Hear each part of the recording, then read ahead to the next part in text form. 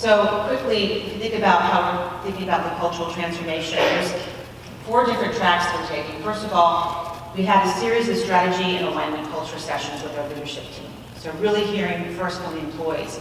We did a survey back in June and July of this last year. We got a ton of feedback about what people want in the culture. It was focused totally on the culture. We got back to, on this point, 10,000 comments, about 25 pages, lots around leadership trust, ability to really understand the strategy of the business, and a lot around, I love my team and my manager, but everybody next to me, I don't trust. So it's the siloed mentality that we're trying to break here. So lots of great data. So we took that data and then we sat down with the leadership team and began to have them talk about the strategy of the business and how does it align to the culture we want to build. We did the culture gap analysis, and now we're in the process of taking all that work and rolling it into our strategic planning process. And the interesting thing is we walked out and we said, let's focus on 3 things we think we can really make a difference. Because you can't do all of those well, right? And so the opportunity is around customer focus, it's around market leadership, and it's around external focus versus internal focus. How many of you often spend so much time looking internally that you miss what's happening outside the market? Exactly, and that's been our challenge. So there's still internal things to work on, but you got to understand your market, your customers, your competition more so than we've been able to do in the past because we've been so internally oriented. So all these things have big implications. Everything from who we hire, capabilities, systems you got to put in place in terms of automation, how you think about where you spend your time, how you market yourself. So these things done well will take us a while to get there. But those are how we're going to manage our strategy. So that's the big C. And this is the part, as HR practitioners, I think we sometimes miss.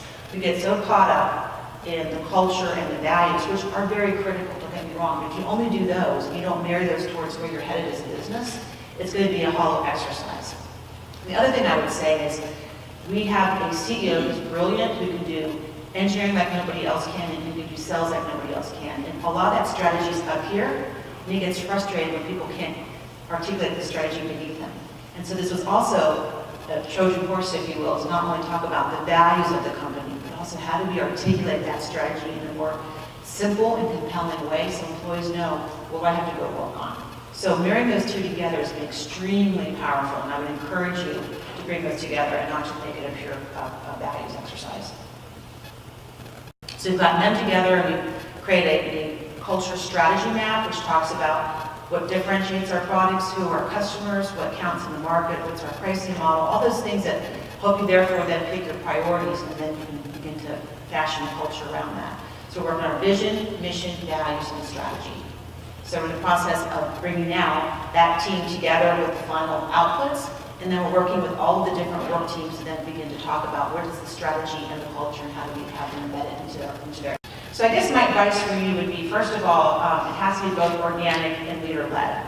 So initially my CEO had said, Amy, I want you to go out and do this survey here from all the employees, let them create the values. And I said, well, I think we want to hear from them about what's most important, but I got to make certain the leader at the top understand it and buy into it.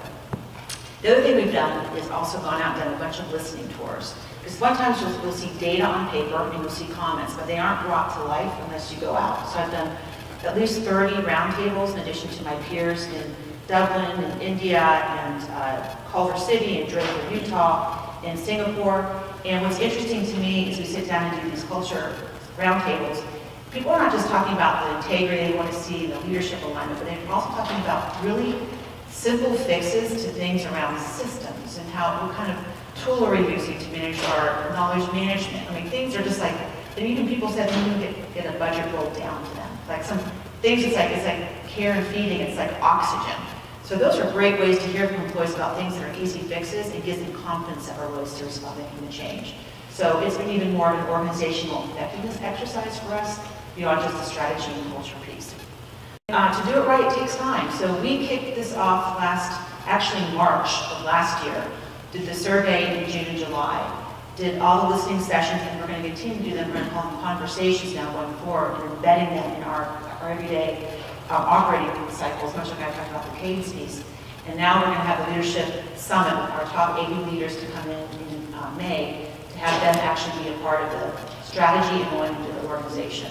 And the interesting thing I would say there is initially it's like, well, I'll just bring in all the L1s, which are direct reports to the CEO.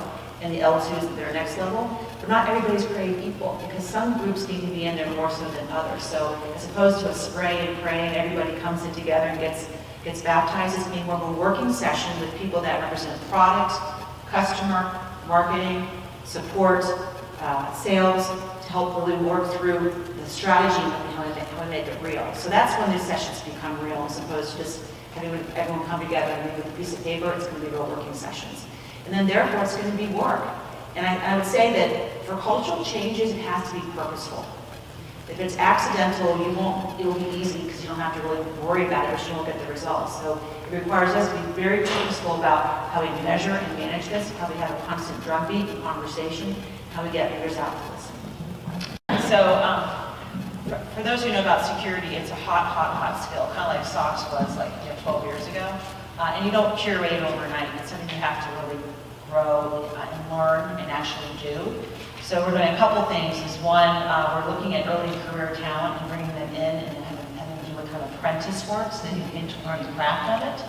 We've also funded a program called SC3, which is for people who are not going to have a traditional path to college, that are disadvantaged, and actually teaching them how to be SOC, Security Operating Center analysts. So go in the community, not necessarily for Symantec, but the broader community. And the last thing I'd say is we're so mission-driven that we typically get sort of the battle-worn, deep capability folks because what we do is so important. But everyone's competing for these folks. So we try and do everything from some of the work we've described up here in terms of the culture, the strategy, the alignment piece of it. And we try and get them to work on really cool things because people stick around for cool things they get attracted to.